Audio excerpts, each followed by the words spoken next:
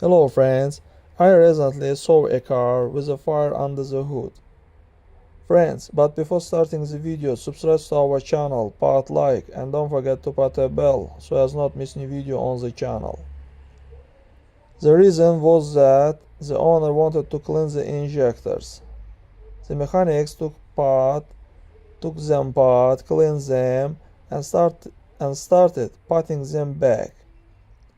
One injector was installed poorly and started leaking fuel. Then there was a fire under the hood. Friends, in general, whenever you have a fluid, oil, or fuel leak, it needs to be fixed immediately.